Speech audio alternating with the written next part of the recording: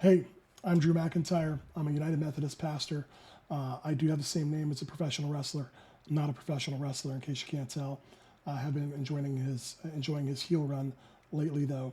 I'm doing just a chat here on YouTube called a podcast to respond to the recent interview that Katt Williams had with Joe Rogan. It brought up a lot of faith topics and stuff that's important to me, stuff that's interesting, stuff I've studied, and I just want to have a conversation about that. I'm not here to dunk. I'm not here to, call anyone out. I just kind of want to have a conversation and want to do it in this format because the folks that enjoy those kind of podcasts are probably big on YouTube and may not, read the 1,000-word blog post I might want to write about it if I did. I want to start off though with a word of appreciation. And bear in mind, I'm a nobody. I'm a pastor. I'm a dad. I'm a husband. I'm a nerd. I'm not here to defend Rogan or Williams, all the things they have or haven't said. I'm a occasional listener of Rogan's podcast. I followed him for a long time since I've been interested in MMA and the UFC and his affiliation with that. I'm a big stand-up comedy fan, so I usually pay attention if he's got, a big comedian on his channel. Same with Katt Williams. I like stand-up comedy. I did watch the Shannon Sharpe interview that a lot of people did. But I also watched this recent interview that just dropped with Joe Rogan. And there's a lot in there that touched on faith issues. And I want to mostly have some discussion about that. So thanks for joining this time. I haven't done this before. I may never do it again. We'll see what the response is. But there's just some conversation worth having from that discussion. So thank you for this time. I want to start with a word of appreciation. Anything on the internet, podcasting world, comedy, you name it, elicits strong responses. So the obvious responses are to say everything that Williams and Rogan said was true and gospel and awesome. The other obvious response is to go down the list of all the things they said that were problematic or silly or whatever. I'm not here to do either one of those things. I will start with a word of appreciation, though, that one of the things I do appreciate about Joe Rogan is that he's curious. He'll talk to and listen to just about anyone, for better or for worse. Let's say that. But he seems to be like a truly curious person. If there's one thing our society needs more of, it's curiosity. There's way too much of people assuming they know everything about everyone around them. There's not enough curiosity. Another thing to say is that people are listening. Whether you like that or not, whether you think it's a good thing or not, people are listening to Joe Rogan and podcasters, people like this, influencers, whatever you want to call them, for better or for worse. And I think that we as preachers, us as the church, should be paying attention to those conversations because people are going there for answers and going there with their questions. And we should be attuned to that, I think. I also want to say that, at least in my estimation, having watched him, at least some years ago, it seems to me that Rogan has softened a bit on his approach to atheism, his approach to religion, I should say. He used to, as I recall, have a very kind of mocking attitude towards any discussion of faith. And that seems like something that's softened with him lately. So I appreciate that he's, been open about that he's been consistent in his own sort of, search for knowledge in that way. I think he's got some ways to go with that. We could talk about that. He names in this podcast that atheism can become its own kind of faith, which I think is very true. If you ever watched South Park, there was a great couple episodes of South Park where in the future various factions of atheists rule the world and they go to war over their various kinds of atheism. Pete Holmes' recent stand-up special on Netflix talked about the sort of dogmatism that atheism can also be. So I appreciate all of that. The spirit of what I want to spend this time doing today, there's a couple of names that come to mind. One is Charles Taylor, who's a very important Canadian philosopher, very dense and difficult to read. But I read James K.A. Smith's book about him. James K. Smith is a Christian philosopher at Calvin College. Read a bunch of his stuff and recommend it.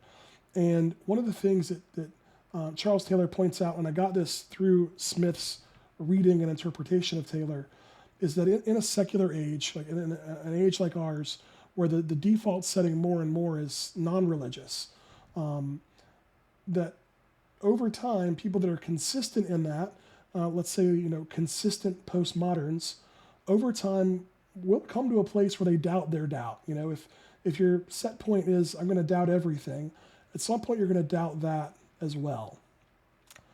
And so I think I see some of that with Rogan, that he's kind of become open to things that he wasn't open to before. And so I want to say that that's kind of a gap in maybe a conversation that we can look into some. The other thing, though, and this is kind of a transition to some of the questions this raised for me and points I want to make, is that a contrarian spirit can become its own orthodoxy, its own dogmatism. I say this as someone that has a little bit of a contrarian streak in him myself. So I'm preaching to the choir here, preaching to the mirror. But if your default setting, and we'll talk more about this, if your default setting is the standard knowledge, the received wisdom, the experts, what institutions teach and say, and wisdom that's been passed down, if your default setting is that that's always wrong, or that's always a power play, well, that becomes just as much an orthodoxy and a dogmatism, right? If your default setting is whatever the majority thinks is wrong, then that's no better than never thinking through the things you're taught and the things you inherit intellectually, right? So contrarianism can become its own kind of unreflective orthodoxy. The other thing we should name is that internet culture, whatever you want to call it, internet culture, the algorithms, social media in particular, is always going to reward what is on the extreme, what is the most outlandish, what is the most unusual, for better or for worse, right? So someone like me who's going to say, like, well, maybe the books that are in the Bible are the ones that should be in the Bible. That's not an interesting take. It's more interesting to say that there were books that were banned, and there's a they out there that doesn't want you to know this, right? You ever watch The Social Dilemma on Netflix, the documentary? It gets into a lot of this. But I think we should say that I think it applies to a lot of the more conspiratorial stuff that comes up in this conversation and some of Rogan's stuff in general. Part of why that's front and center for us is because our internet culture, the attention economy, as it's sometimes called, is geared to put that in our faces, maybe in inorganic ways, let's say. So let's get into some of the meat. And this is a little bit just my reflection, listening to the podcast yesterday. I made a few notes I'm going to follow, kind of following along as the conversation went, more or less. One of the big themes of this conversation, it's something Katt said more than Joe did, I think, or at least implied in many different instances, was this idea that all faiths are the same, that all of the primary mythologies of different faith traditions, monotheistic or polytheistic, that they're all kind of doing the same thing, that they all have the same basic story. And on one level, there's some truth to that, right? Because any religion is going to, anything that purports to explain how the world works is going to have to say something about what human beings are, where the world came from, what's right and wrong. So, okay, sure, there's some similarities there among different faiths. But much deeper than that, it's only really possible to sustain that kind of belief, this belief in the general parallel of all faiths, if you don't go that deep into them, because you're not all doing the same thing. Religion itself is a notoriously hard concept to define. Take a Religion 101 class in college, and just the definition of religion is contested, because not every religion has gods and goddesses. Not every religion has a concept of salvation or afterlife. How do you define a religion? Lots of commentary the last 10 years or so has said that more and more people are treating their political ideology, at least in the U.S., like a religion. I don't think they're wrong. So even saying what a religion is tough. But even getting specific, Christianity, Islam, Buddhism, Hinduism, to say that they're all really telling the same story, I think you'll find if you study, is really only possible on a very surface reading. You put it this way, right? Okay, all different kinds of cuisine are food. You know, Ethiopian food and Cajun food and soul food and Italian food and Chinese food and Japanese food are all cuisines of different kinds, right? They were all put calories in your body and keep you alive. Let's go deeper and say they all use a mix of, meat and vegetables and carbohydrates and fat and spices to elicit good flavors and make things palatable. Fair enough.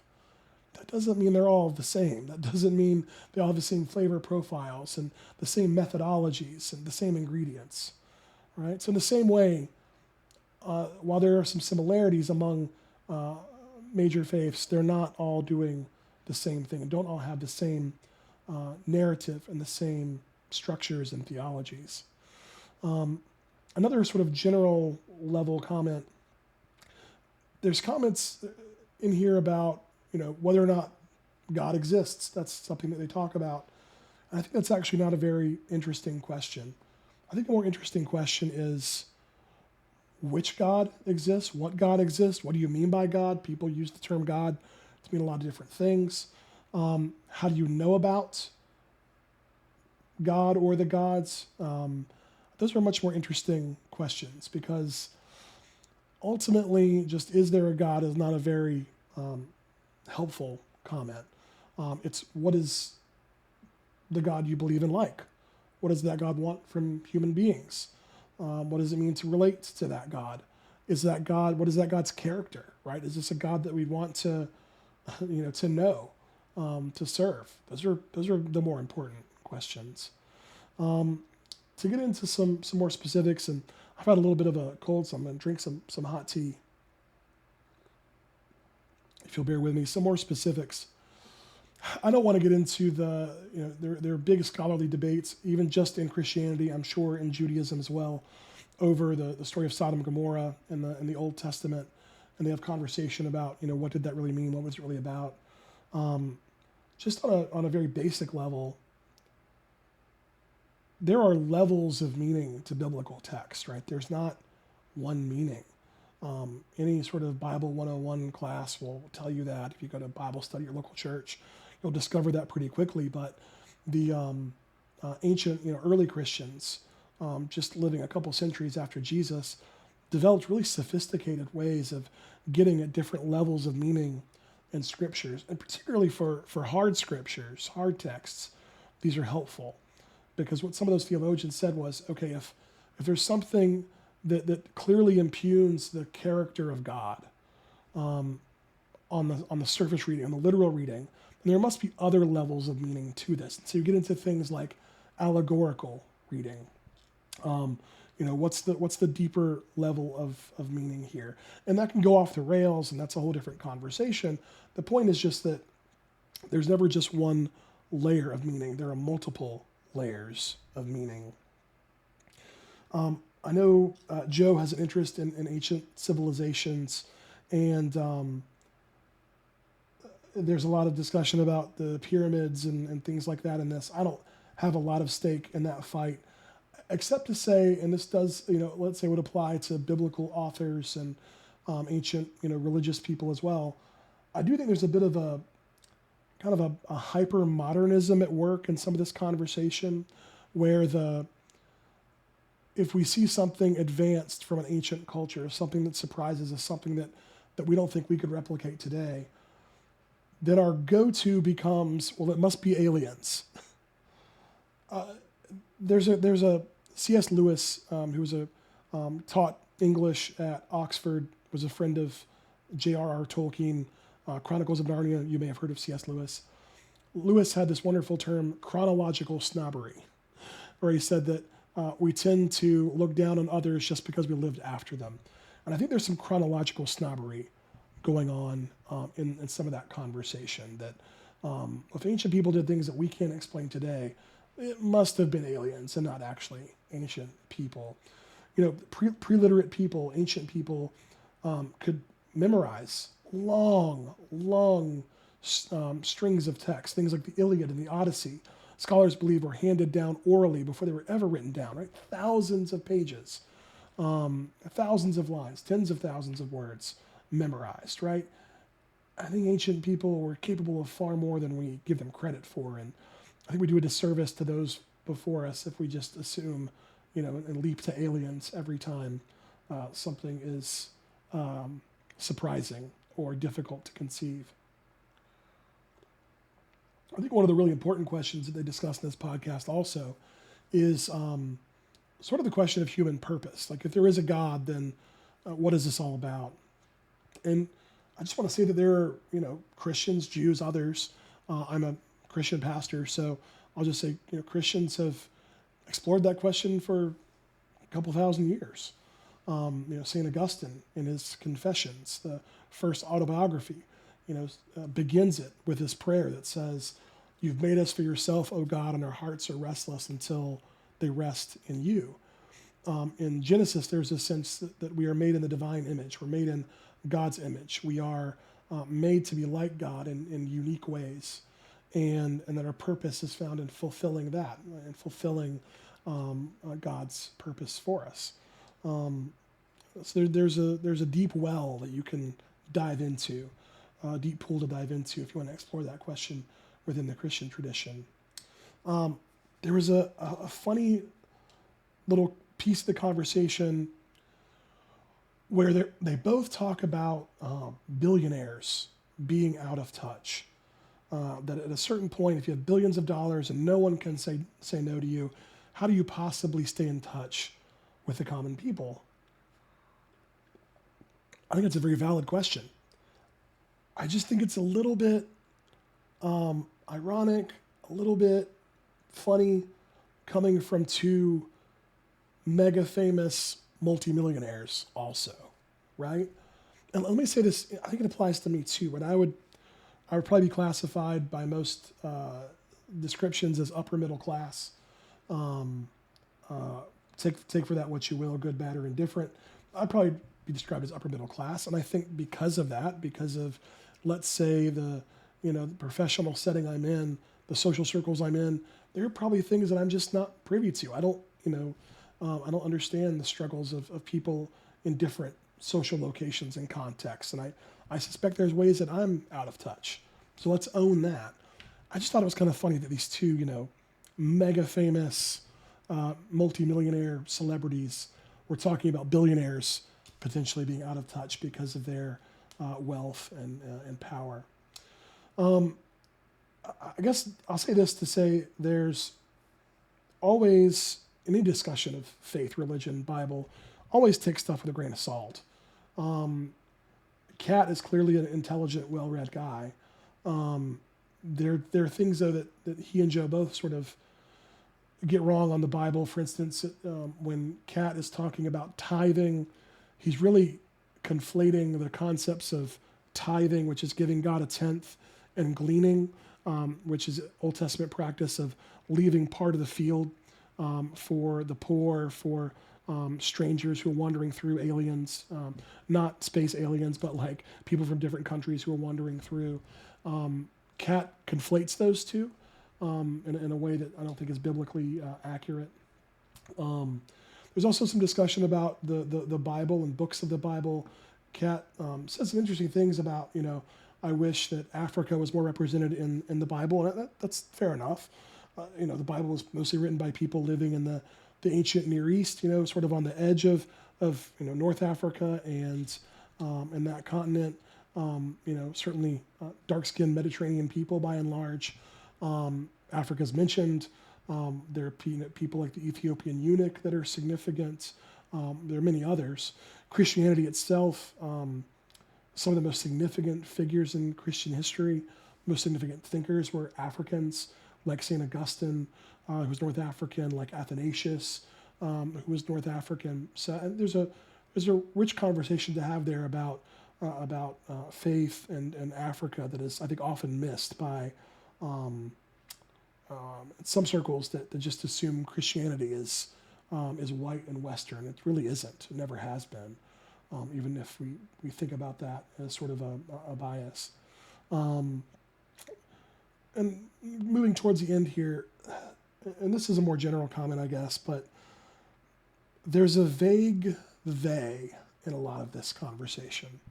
I think it comes up, and you saw it also in the Shannon Sharp interview with Katt, and when Rogan talks about it too, but it's really heavy here. There's a vague they, if you notice this. There's this they who don't want you to know this, or they who control this, or they who will do this, or they who will prevent you from doing this. And I'm sure there's some theys out there. I think it's disempowering. I think there's something there, if all you have is a hammer, everything becomes a nail. So anything that we don't understand or anything that we don't like can be explained by a vague they. Again, that's sort of to me, a bit of a conspiratorial worldview. As a Christian, I believe in providence, that in largely unseen ways, God is guiding history and guiding events, and has not taken his hand off the steering wheel to let a vague they just run amok with the world. I like to think that.